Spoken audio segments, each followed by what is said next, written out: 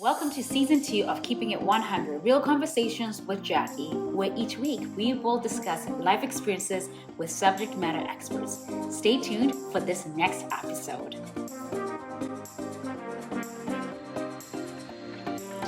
Hello and welcome to Keeping It 100 Real Conversations with Jacqui, where we discuss real life experiences. And my name is Jacqui Mono, and I have a good friend of mine, Terese Pratt, and she is the owner of Choice Fitness. And we're going to be talking about the myths and facts of intermittent fasting. There's a lot of stuff out there. Hi, Terese. How are you doing today, my dear? Jacqui. Nice to see you, babe. Nice to see you too, honey. How are you doing today? Yeah, I'm good. It's Friday, so who wouldn't be good? I know, right? I know. Thank you so much for joining us on this show. Yeah. I really appreciate it. I know. Well, thank you for having me. I appreciate it. Oh, you're very welcome. So, Teresa, I'm going to give you a chance to introduce yourself. Tell everyone who you are, what you do, what you're about, and then we'll move on from there. Sounds good. Well, as Jacqui said, my name is Terese, and I have been running a fitness business for 14 years now, and mostly functional fitness classes that I do, and personal training, and some corporate training. I came from the corporate world, and I am now enjoying what I do by training. So I think you and I have similar stories, but you started a long time ago, right? So that's amazing. I love I'm in that. the 50s now, you know. I'm a little older. I'm a little older. I just kind of came in a few years ago. It's all good, but I still love you, Terese. You're amazing. Thanks. I love what you do. So thank you. I have you on the show because you have so much experience in fitness and also in the world of nutrition as well. And I thought it was really, really important for us to clarify a few things, especially when it comes to intermittent fasting. Yes. So a lot of people tend to feel like, oh, I'm going to skip breakfast and therefore I'll just have lunch and dinner, and that's intermittent fasting. And we all know that's not really always the case, but a lot of people don't know that. So let's clear the air. Let's talk about the myths and facts of intermittent fasting. Okay.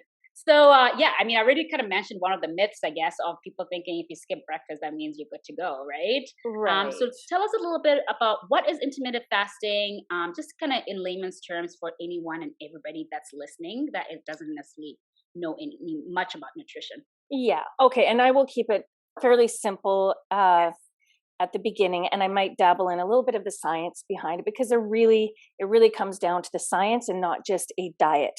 Because intermittent fasting was never meant to be a diet. It was meant to be more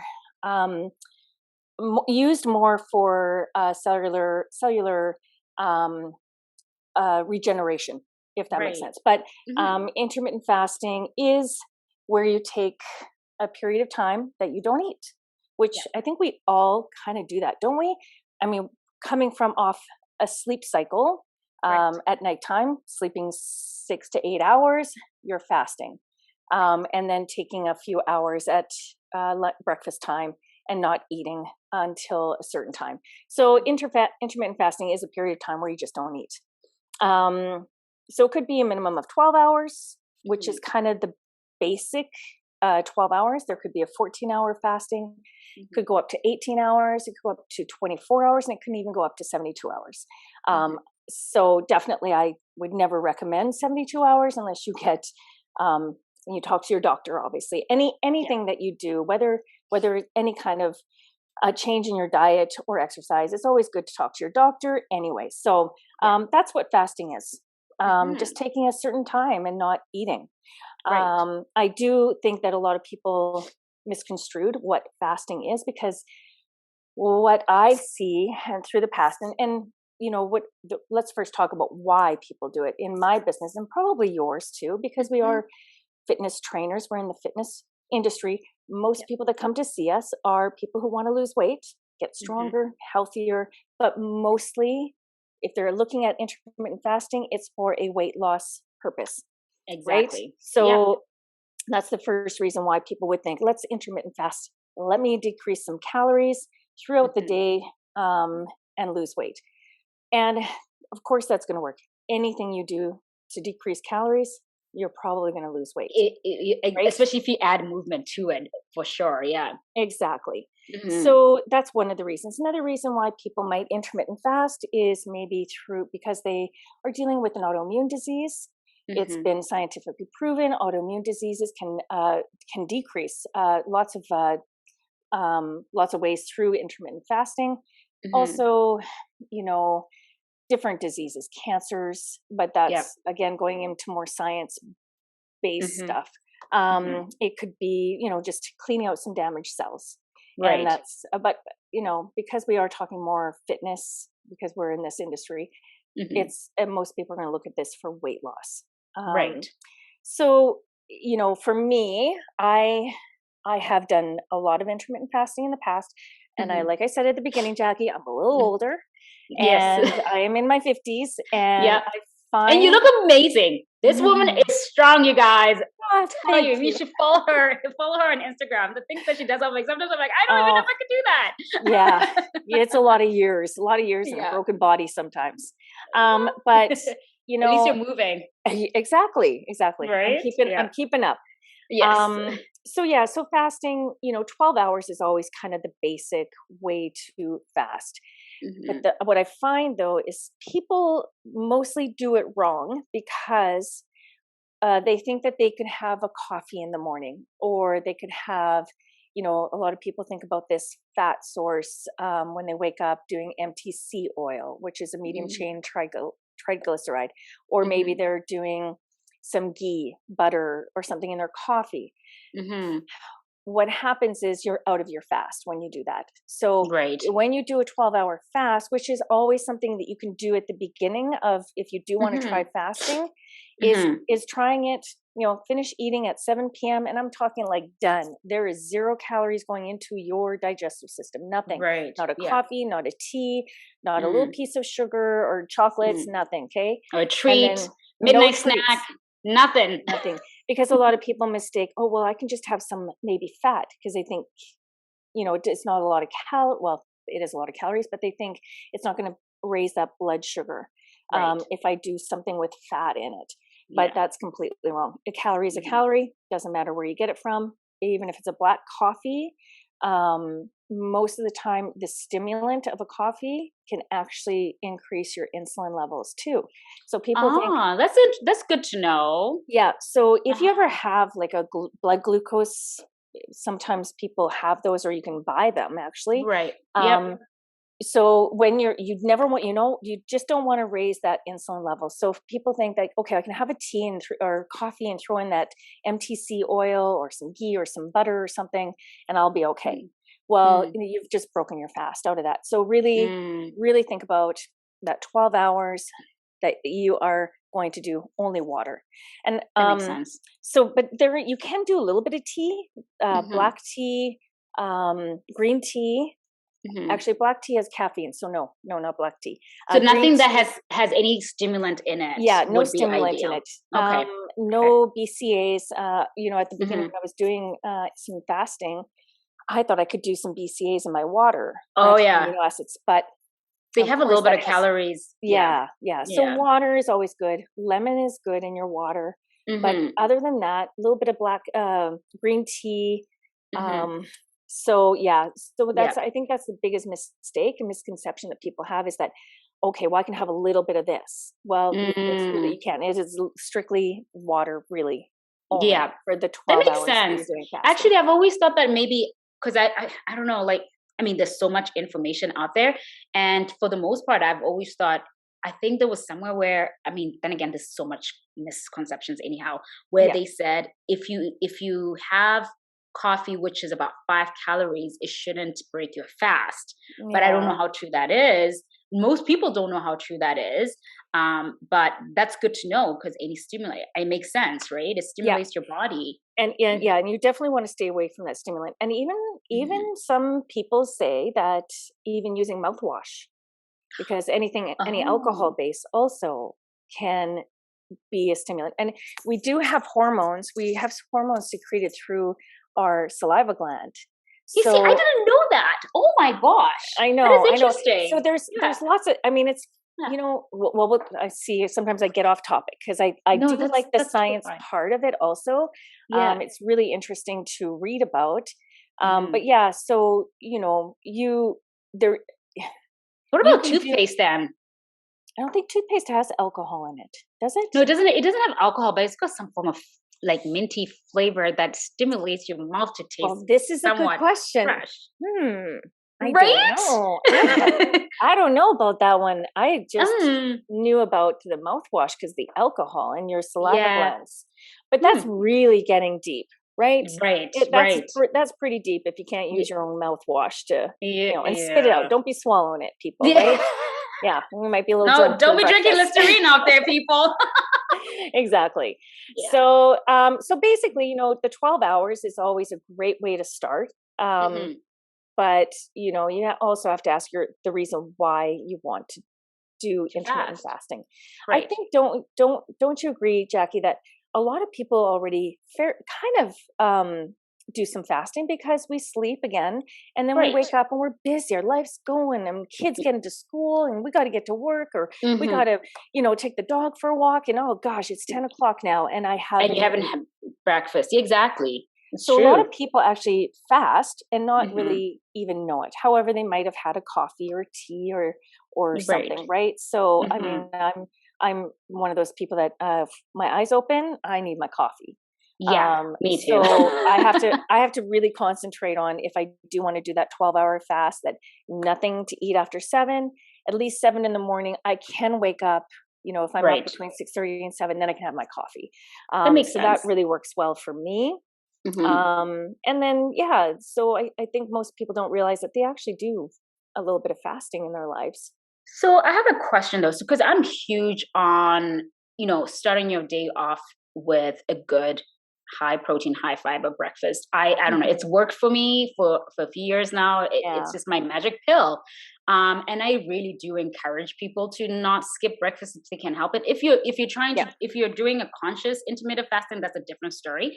But wouldn't you agree that, when you do fast though, when you break your fast and you're eating in your 8-hour window or 4-hour window, whatever window that you're eating, wouldn't you agree that then it's very, very important to make sure that you maintain a really healthy diet, as well as the calorie intake that your body requires within that period of time, so that your body doesn't necessarily feel like it's starving? Does it make sense? Because that's also another misconception out there, where people think, oh, okay, I'm just going to have a little small salad with a piece of chicken, and then maybe a couple of and a yogurt, and then a small dinner, and then next thing you know, that eating 500 calories, and that's it. And of course you're going to lose weight at 500 calories, right? But eventually I feel like it comes to a point where some people are like, oh, but I've been doing this for so long, now it's not working. It's like, well, time to change it up, right? I agree with you. I've always been like, let's get something into your body when you wake up. I always say a 30-30 rule: 30 grams of protein within 30 minutes of waking. Whatever that looks like for you. Could be, a couple eggs, smoothie, bacon, whatever, smoothie, protein shake. I've always lived it like that. And that just works for me too. Lately I've been so busy in the mornings with classes and training that I haven't been able to get my breakfast in. So I have actually been doing some fasting. But it's just because of my lifestyle, right? Exactly. So everybody's different on their lifestyle. I've worked with ladies who just, you know what, I'm gone, I'm out the door, it's 5 a.m. I can't eat till like 9 at least, Teresa. And I'm like, okay, well then let's work on some fasting, like the fasting protocol. But I love you're right, and too, and whether you fast or whether you are eating your regular 1,500 calorie diet ish during the day, you keep that even when you're fasting. So if you're fasting till say 9 a.m., you have your breakfast. Now we can talk about how to break your fast, what to eat, because that's so important. I was going to say that's also that was going to be my next question: is what would you recommend that people break that fast with? Because usually people are getting into lunch, and that's a trick question, right? So let's just go back with those feeding hours, right? If you're fasting and you break your fast at 9-10 o'clock in the morning, well, you should have, whether it's your 300-400 calorie breakfast. I mean, I don't really want people to count calories, but you know, you have your breakfast, and then, you know, obviously you're going to have your lunch maybe at 1 or 12, and hopefully you're still hungry for that. And then you can have your dinner, which could be 500 calories or so, and then maybe a snack. Yeah. So you don't decrease your calories through the window of feeding. You just have to more be aware of what you're eating when you come out of your fast. I believe you might read books, you might hear podcasts on things like eat whatever you want. But again, there's a science behind this. And we know as trainers and nutrition specialists that when you come out of a breaking a fast is so important. So important. I'm gonna keep saying this over and over again. I'm telling you, this is where everybody goes wrong. They want to eat something that is going to raise their insulin, and insulin is your fat storage hormone. Plain and simple. It's going to raise that glucose. So you come out of your fast, you're sleeping for 7 hours. People who have those sugary cereals, the sugary yogurts, the bagels, the pancakes, whatever, that is going to spike your insulin really high. So no matter what you do, whether you want to eat at 7 in the morning, you never want to do intermittent fasting ever, or you want to do intermittent fasting, what you break your fast with is more important. Then throughout the day, you can start adding those meals or snacks. The sugaries. Or you want to have some bread and a sandwich and a Subway or whatever. But when you break your fast, it should be lighter. It should be fruits. It should be some nuts. It should be even, protein shake. It could be eggs. Like eggs are all protein, right? And some fat. It could be bacon. It could be anything. Peanut butter, right? Butter. Almond butter with even a rice cake, or like a nice whole grain organic rice cake. Sometimes what I do is I'll make like oatmeal, and then I put a scoop of peanut butter in it. It's so good. High fiber, a little bit of fat. I'm golden. Right. So that's the key too, is the fiber, right? Every carb is made differently. Carb is a carb.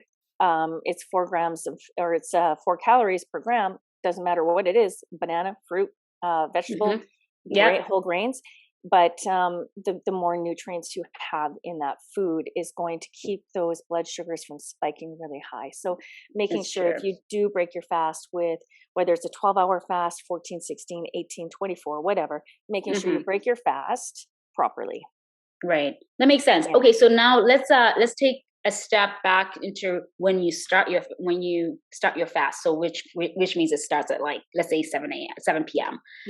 So what would be the recommended time frame that people should be having dinner before going to bedtime? Because you also don't want to eat something or start your fast like an hour before bed. Right. That's gonna be so that's harder, also another right? thing. So what would be your opinion on that one? I mean, everybody has different lifestyles. It all depends who we're talking about, but let's just talk basically, because you and I probably train a lot of women, a lot of mothers, working moms. So you pretty much want to finish your last meal 4 hours before bed. So if you go to bed 11, maybe it's 7 o'clock. If you go to bed at midnight, it's going to be 8 o'clock. Right. If you can, and your body has to adjust a little bit too. If you're kind of a snacker at night and a picker, and it might be harder for you to say, "Oh, geez, I have my last meal's at 6, and I don't go to bed at 11." You kind of have to gauge that. But typically, what the protocol is 4 hours should be your last meal before you go to bed. That makes sense. Yeah, because everybody's different. Some moms I know I train some moms who do hockey at 10 o'clock at night.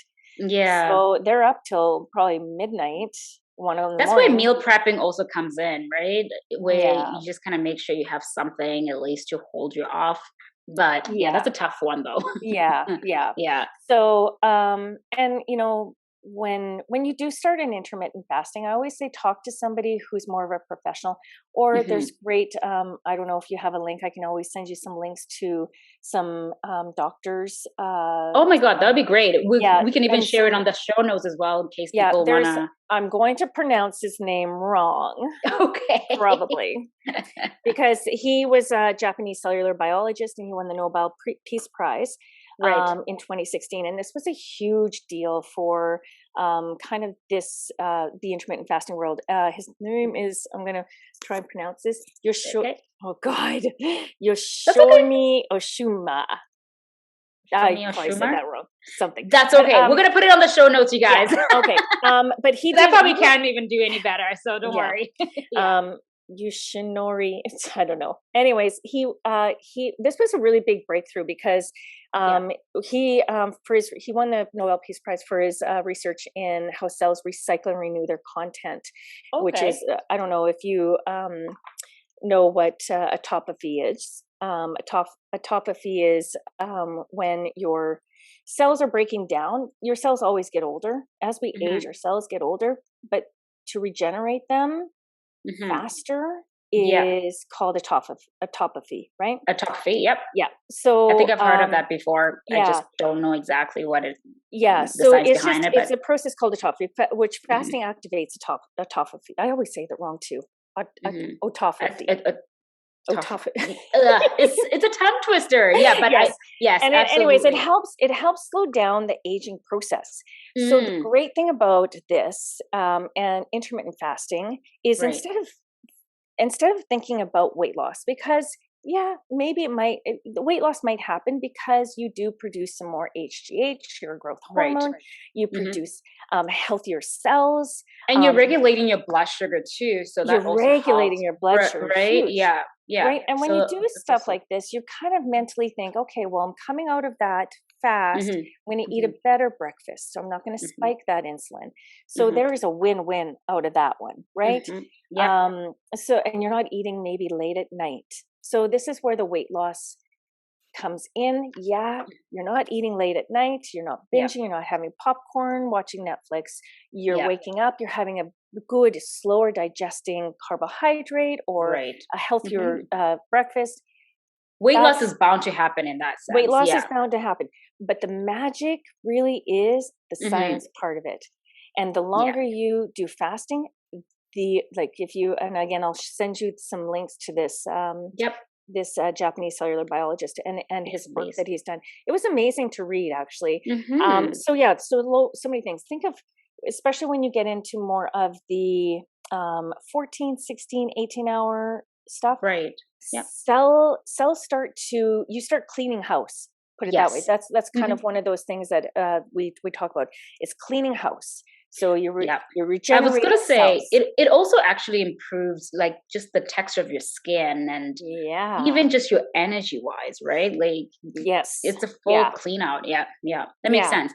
Actually, I had a question about intermittent fasting with diabetic patients, because I know that's especially because it plays around with the sugar levels. I don't know, is this something that would be recommended for anyone who's diabetic? For me, I don't think I would work with anybody who's diabetic with intermittent fasting. I don't think a 12 hour is going to be horrible. I mean, I think medically, that's something where a doctor needs to be involved. Things like more autoimmune disease, even Lyme disease. I have a friend who has Lyme disease and has suffered, and it's helped her. Graves' disease, same thing. But definitely diabetes. I think you're playing around with blood sugars here. Right? Yeah, exactly. So that could be a little bit of a gray area. Yeah, there, right? Okay. Yeah. I know my husband also has been recommended to do intermittent fasting, but he's got coronary artery disease. So this, I think in this case for him, is just to regulate his blood sugar in terms of cholesterol buildup and all the other things that are involved with it. So so I think it just all depends. But diabetes was one thing that I wanted to kind of touch on, because that's something that I've always kind of wondered, and I'm sure from reading and researching we could probably find out a little bit more about that.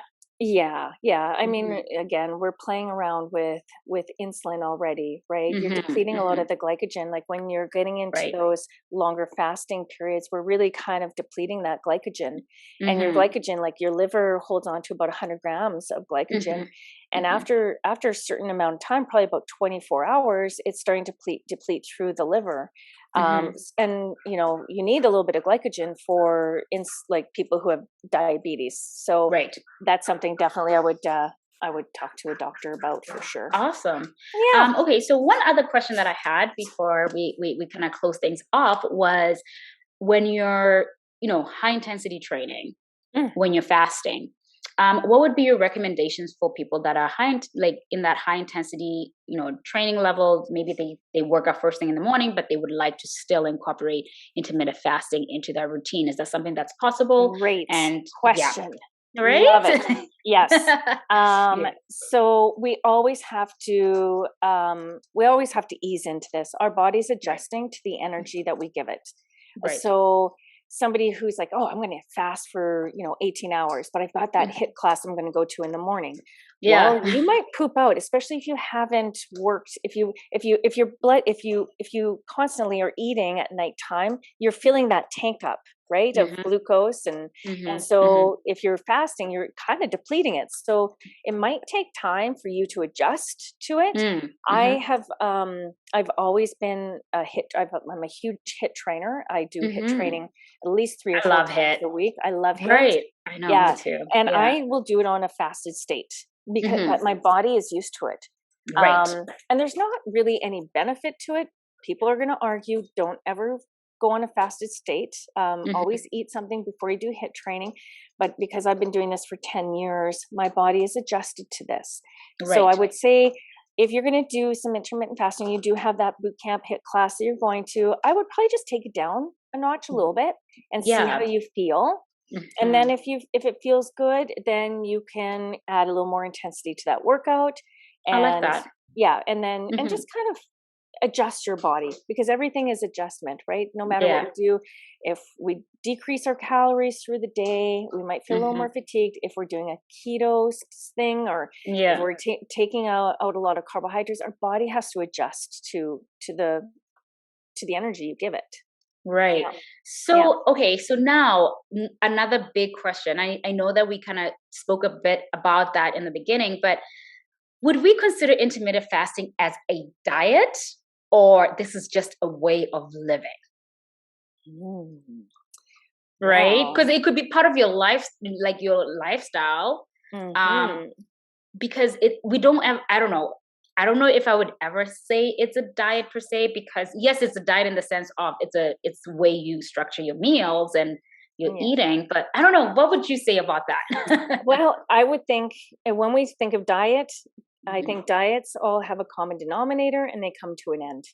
So if this is something that you and think some of them don't work, and they don't work, well, like, I mean, I look at this honestly because, again, as my age, I look at this as I am doing this more for longevity. Yes. So I would do more intermittent fasting because I want to have the autophagy. Like, I want to have regenerated cells. I want to have lower LDL. I want to have better health, heart health.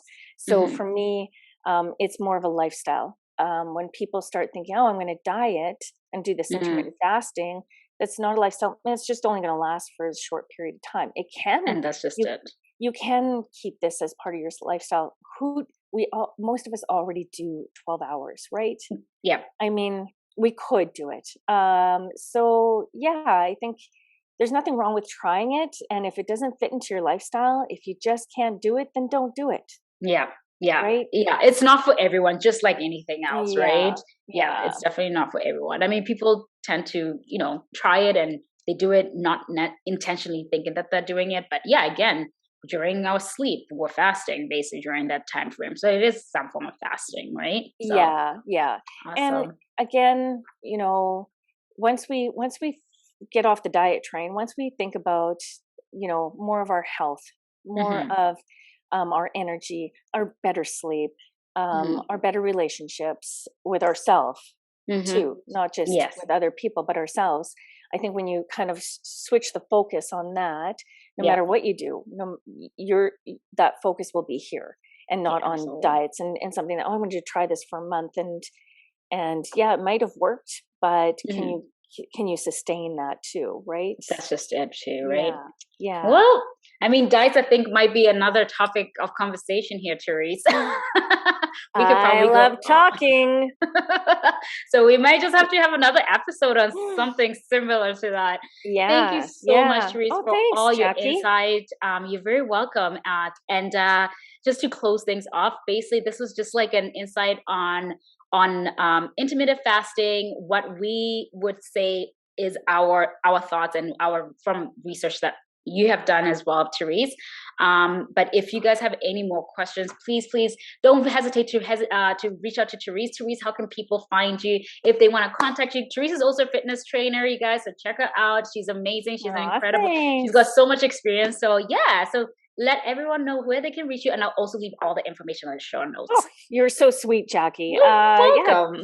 You can find me on Instagram, Fitness, choicefitness@gmail.com and choicefitness.ca. So thank you, Jacqui, so much. I appreciate that. That was fun.